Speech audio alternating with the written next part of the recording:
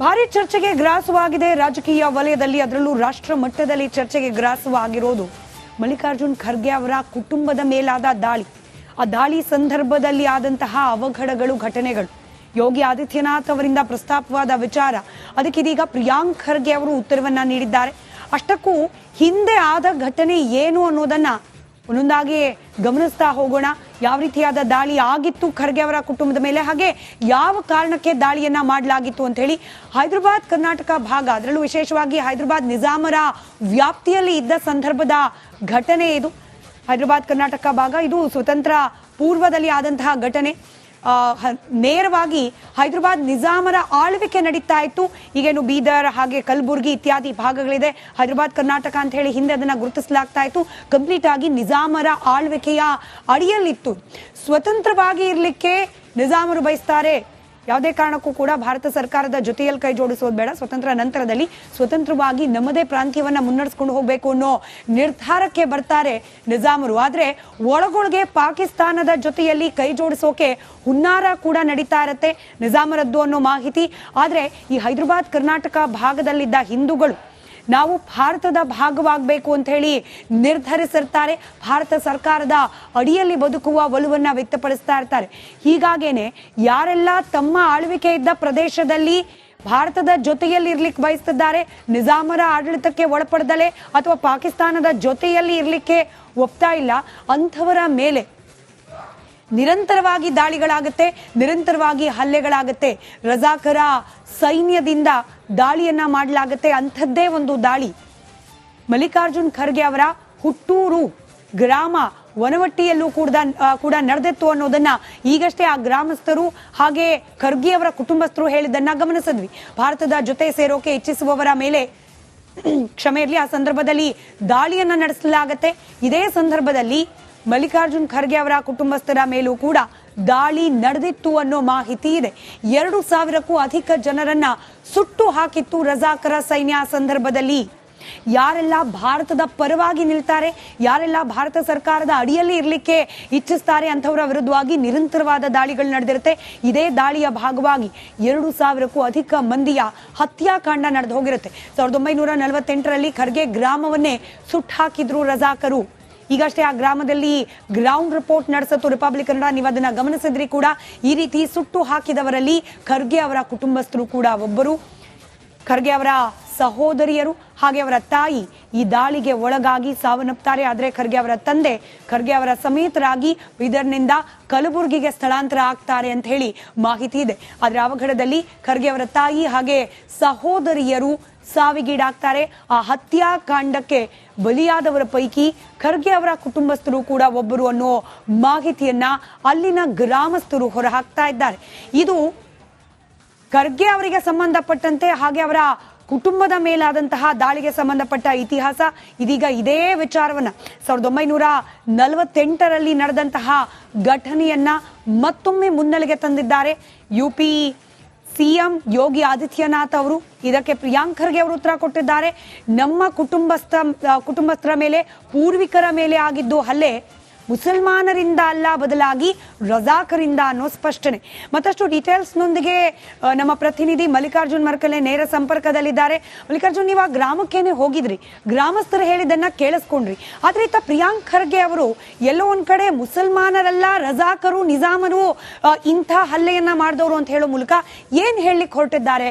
ಈ ಹೇಳಿಕೆಗೆ, ಪ್ರಿಯಾಂಕ್ ಖರ್ಗೆ ಅವರ ಹೇಳಿಕೆಗೆ ಗ್ರಾಮಸ್ಥರು ಯಾವ ರೀತಿ ಪ್ರತಿಕ್ರಿಯೆ ನೀಡ್ತಿದ್ದಾರೆ?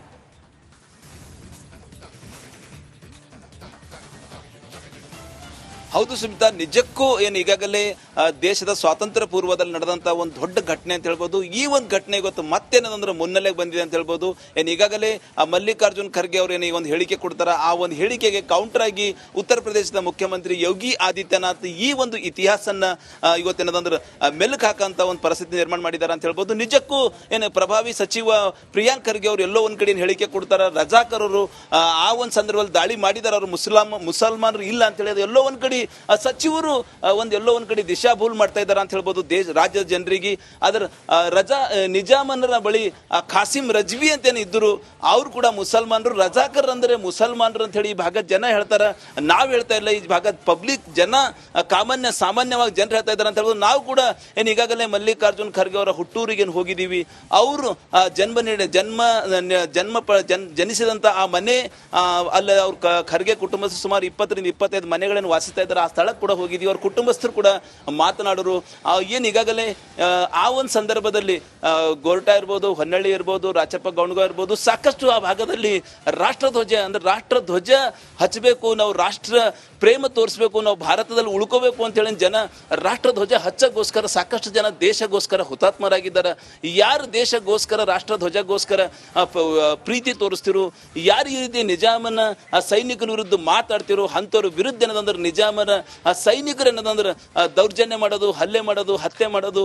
ಬಸವಕಲ್ಯಾಣ ತಾಲೂಕಿನ ಗೋರ್ಟಾ ಗ್ರಾಮದ ಲಕ್ಷ್ಮೀ ದೇವಸ್ಥಾನ ಮುಂಭಾಗದಲ್ಲಿ ಸುಮಾರು 200 ಜನರಿಗೆ ಸ್ವಾತಂತ್ರ್ಯ ಹೋರಾಟಗಾರರಿಗೆ ಅಲ್ಲಿ ಬೆಂಕಿ ಹಚ್ಚಿ ಹತ್ಯೆಕಾಂಡ ಮಾಡ್ತಾರೆ. ಅದೇ ಸಮಯದಲ್ಲಿ ಸೇಮ್ ಖರ್ಗೆ ಅವರ ಹುಟ್ಟೂರಾದ ವರವಟ್ಟಿ ಗ್ರಾಮದಲ್ಲಿ ಕೂಡ ಕೆಲ ಮನೆಗಳಿಗೆ ಬೆಂಕಿ ಹಚ್ತಾರೆ. ಆ ಸಂದರ್ಭದಲ್ಲಿ ಮಲ್ಲಿಕಾರ್ಜುನ್ ಖರ್ಗೆ ಅವರು 6 ವರ್ಷದ ಮಗು ಬಾಲಕ ಆಗಿರ್ತಾರೆ. ಅವ್ರ ಸಹೋದರಿ 4 ವರ್ಷದ ಮಗು ಇರ್ತಾರೆ.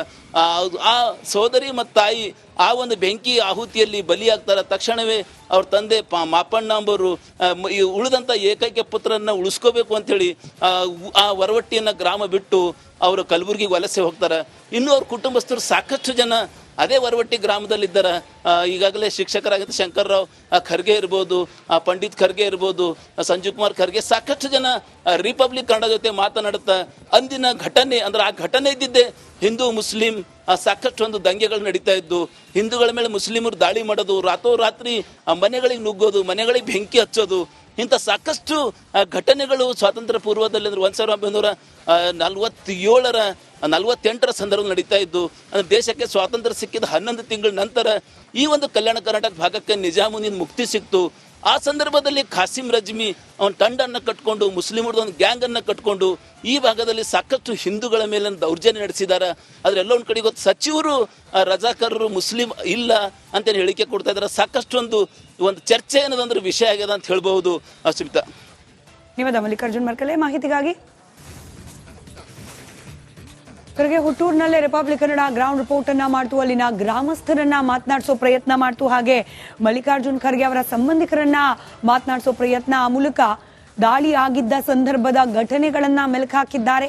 ಹಾಗೆ ದಾಳಿ ನಡೆದದ್ದು ನಿಜ. ಹಾಗೆ ಅಲ್ಲಿನ ಗ್ರಾಮಸ್ಥರೊಬ್ರು ಮಾತನಾಡ್ತಾ ನೇರವಾಗಿ ಹೇಳ್ತಾ ಇದ್ರು, ಹಿಂದೂ ಮುಸಲ್ಮಾನರ ನಡುವೆ ಆದ ಗಲಾಟೆಯಲ್ಲೇನೆ ಇಡೀ ಗ್ರಾಮವನ್ನೇ ಸುಟ್ಟಾಕೋ ಪ್ರಯತ್ನ ಮಾಡಲಾಯಿತು ಅನ್ನೋ ಮಾಹಿತಿಯನ್ನ ಹೇಳ್ತಾ ಇದ್ರು. ಆದ್ರೆ ಪ್ರಿಯಾಂಕ್ ಖರ್ಗೆ ಅವರು ನಮ್ಮ ಕುಟುಂಬಸ್ಥರ ಮೇಲೆ ಹಲ್ಲೆ ಮಾಡಿದ್ದು ಮುಸಲ್ಮಾನರಲ್ಲ, ರಜಾಕರು, ನಿಜಾಮರು ಅಂತ ಹೇಳೋ ಮೂಲಕ ಸ್ಪಷ್ಟೀಕರಣ ನೀಡೋ ಪ್ರಯತ್ನವನ್ನ ಮಾಡಿದ್ದಾರೆ.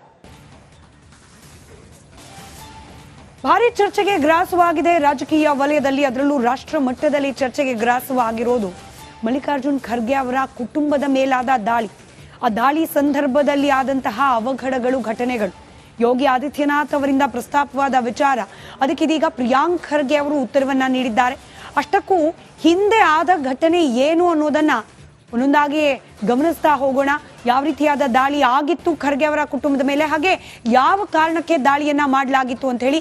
ಹೈದರಾಬಾದ್ ಕರ್ನಾಟಕ ಭಾಗ, ಅದರಲ್ಲೂ ವಿಶೇಷವಾಗಿ ಹೈದರಾಬಾದ್ ನಿಜಾಮರ ವ್ಯಾಪ್ತಿಯಲ್ಲಿ ಇದ್ದ ಸಂದರ್ಭದ ಘಟನೆ ಇದು. ಹೈದರಾಬಾದ್ ಕರ್ನಾಟಕ ಭಾಗ ಇದು ಸ್ವತಂತ್ರ ಪೂರ್ವದಲ್ಲಿ ಆದಂತಹ ಘಟನೆ. ನೇರವಾಗಿ ಹೈದರಾಬಾದ್ ನಿಜಾಮರ ಆಳ್ವಿಕೆ ನಡೀತಾ ಇತ್ತು. ಈಗೇನು ಬೀದರ್ ಹಾಗೆ ಕಲಬುರ್ಗಿ ಇತ್ಯಾದಿ ಭಾಗಗಳಿದೆ, ಹೈದರಾಬಾದ್ ಕರ್ನಾಟಕ ಅಂತ ಹೇಳಿ ಹಿಂದೆ ಅದನ್ನ ಗುರುತಿಸಲಾಗ್ತಾ ಇತ್ತು. ಕಂಪ್ಲೀಟ್ ಆಗಿ ನಿಜಾಮರ ಆಳ್ವಿಕೆಯ ಅಡಿಯಲ್ಲಿತ್ತು. ಸ್ವತಂತ್ರವಾಗಿ ಇರಲಿಕ್ಕೆ ನಿಜಾಮರು ಬಯಸ್ತಾರೆ. ಯಾವುದೇ ಕಾರಣಕ್ಕೂ ಕೂಡ ಭಾರತ ಸರ್ಕಾರದ ಜೊತೆಯಲ್ಲಿ ಕೈ ಜೋಡಿಸೋದು ಬೇಡ, ಸ್ವತಂತ್ರ ನಂತರದಲ್ಲಿ ಸ್ವತಂತ್ರವಾಗಿ ನಮ್ಮದೇ ಪ್ರಾಂತ್ಯವನ್ನ ಮುನ್ನಡೆಸ್ಕೊಂಡು ಹೋಗಬೇಕು ಅನ್ನೋ ನಿರ್ಧಾರಕ್ಕೆ ಬರ್ತಾರೆ ನಿಜಾಮರು. ಆದ್ರೆ ಒಳಗೊಳಗೆ ಪಾಕಿಸ್ತಾನದ ಜೊತೆಯಲ್ಲಿ ಕೈ ಜೋಡಿಸೋಕೆ ಹುನ್ನಾರ ಕೂಡ ನಡೀತಾ ಇರತ್ತೆ ನಿಜಾಮರದ್ದು ಅನ್ನೋ ಮಾಹಿತಿ. ಆದ್ರೆ ಈ ಹೈದರಾಬಾದ್ ಕರ್ನಾಟಕ ಭಾಗದಲ್ಲಿದ್ದ ಹಿಂದೂಗಳು ನಾವು ಭಾರತದ ಭಾಗವಾಗಬೇಕು ಅಂತ ಹೇಳಿ ನಿರ್ಧರಿಸಿರ್ತಾರೆ. ಭಾರತ ಸರ್ಕಾರದ ಅಡಿಯಲ್ಲಿ ಬದುಕುವ ಒಲವನ್ನ ವ್ಯಕ್ತಪಡಿಸ್ತಾ ಇರ್ತಾರೆ. ಹೀಗಾಗೇನೆ ಯಾರೆಲ್ಲ ತಮ್ಮ ಆಳ್ವಿಕೆ ಇದ್ದ ಪ್ರದೇಶದಲ್ಲಿ ಭಾರತದ ಜೊತೆಯಲ್ಲಿ ಇರ್ಲಿಕ್ಕೆ ಬಯಸ್ತಿದ್ದಾರೆ, ನಿಜಾಮರ ಆಡಳಿತಕ್ಕೆ ಒಳಪಡದಲೆ ಅಥವಾ ಪಾಕಿಸ್ತಾನದ ಜೊತೆಯಲ್ಲಿ ಇರ್ಲಿಕ್ಕೆ ಒಪ್ತಾ ಇಲ್ಲ, ಅಂಥವರ ಮೇಲೆ ನಿರಂತರವಾಗಿ ದಾಳಿಗಳಾಗುತ್ತೆ, ನಿರಂತರವಾಗಿ ಹಲ್ಲೆಗಳಾಗುತ್ತೆ. ರಜಾಕರ ಸೈನ್ಯದಿಂದ ದಾಳಿಯನ್ನ ಮಾಡಲಾಗುತ್ತೆ. ಅಂಥದ್ದೇ ಒಂದು ದಾಳಿ ಮಲ್ಲಿಕಾರ್ಜುನ್ ಖರ್ಗೆ ಅವರ ಹುಟ್ಟೂರು ಗ್ರಾಮ ವನವಟ್ಟಿಯಲ್ಲೂ ಕೂಡ ನಡೆದಿತ್ತು ಅನ್ನೋದನ್ನ ಈಗಷ್ಟೇ ಆ ಗ್ರಾಮಸ್ಥರು ಹಾಗೆ ಖರ್ಗೆ ಅವರ ಕುಟುಂಬಸ್ಥರು ಹೇಳಿದ್ದನ್ನ ಗಮನಿಸಿದ್ವಿ. ಭಾರತದ ಜೊತೆ ಸೇರೋಕೆ ಇಚ್ಛಿಸುವವರ ಮೇಲೆ ಕ್ಷಮೆ ಇರಲಿ, ಆ ಸಂದರ್ಭದಲ್ಲಿ ದಾಳಿಯನ್ನ ನಡೆಸಲಾಗತ್ತೆ. ಇದೇ ಸಂದರ್ಭದಲ್ಲಿ ಮಲ್ಲಿಕಾರ್ಜುನ್ ಖರ್ಗೆ ಅವರ ಕುಟುಂಬಸ್ಥರ ಮೇಲೂ ಕೂಡ ದಾಳಿ ನಡೆದಿತ್ತು ಅನ್ನೋ ಮಾಹಿತಿ ಇದೆ. 2,000ಕ್ಕೂ ಅಧಿಕ ಜನರನ್ನ ಸುಟ್ಟು ಹಾಕಿತ್ತು ರಜಾಕರ ಸೈನ್ಯ. ಸಂದರ್ಭದಲ್ಲಿ ಯಾರೆಲ್ಲ ಭಾರತದ ಪರವಾಗಿ ನಿಲ್ತಾರೆ, ಯಾರೆಲ್ಲ ಭಾರತ ಸರ್ಕಾರದ ಅಡಿಯಲ್ಲಿ ಇರಲಿಕ್ಕೆ ಇಚ್ಛಿಸ್ತಾರೆ ಅಂಥವರ ವಿರುದ್ಧವಾಗಿ ನಿರಂತರವಾದ ದಾಳಿಗಳು ನಡೆದಿರುತ್ತೆ. ಇದೇ ದಾಳಿಯ ಭಾಗವಾಗಿ 2,000ಕ್ಕೂ ಅಧಿಕ ಮಂದಿಯ